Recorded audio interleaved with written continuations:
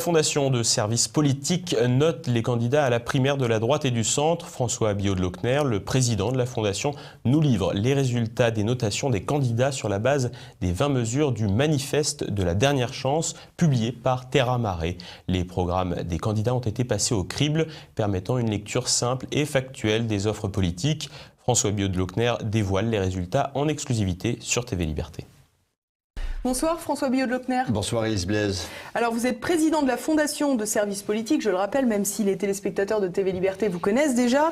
Je rappelle aussi votre ouvrage 2017, le manifeste de la dernière chance, publié chez Terra Mare. Et aujourd'hui, vous venez, dans le cadre de la Fondation de services politiques, nous parler d'un scoop, puisque vous publiez ce soir la notation des candidats à la primaire de la droite et du centre. Alors expliquez-nous déjà pour commencer, pourquoi vous avez voulu noter ces candidats, comment vous est venue cette idée, et puis surtout, comment vous avez procédé. Un des objectifs de la Fondation de services politiques, c'est d'intervenir au moment des élections pour essayer d'éclairer les électeurs de façon extrêmement simple sur leur choix. Et donc nous essayons en fait de simplifier au maximum leurs décisions, tout simplement en établissant une sorte de note par candidat, exactement comme à l'école.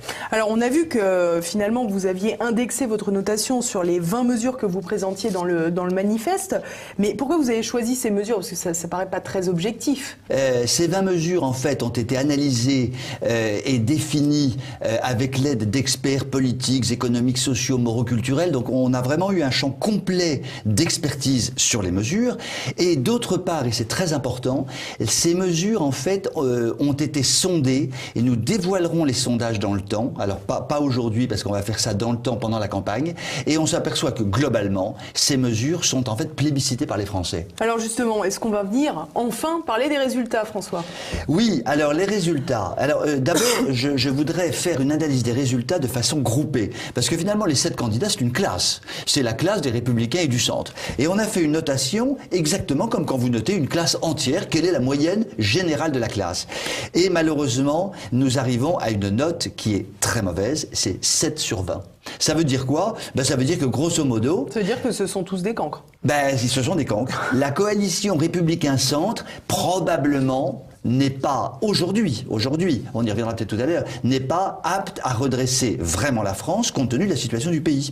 Alors c'est vrai, mais pour tous les registres, parce que finalement dans vos mesures on voit bien qu'il y a plusieurs secteurs. Il y a le secteur politique en tant que tel, politique intérieure, il y a le secteur économique, social, ethnique et culturel. Évidemment, vous évoquiez les mœurs tout à l'heure. Exactement. Alors vous avez tout à fait raison, ils font tronçonner effectivement en 3 grands compartiments.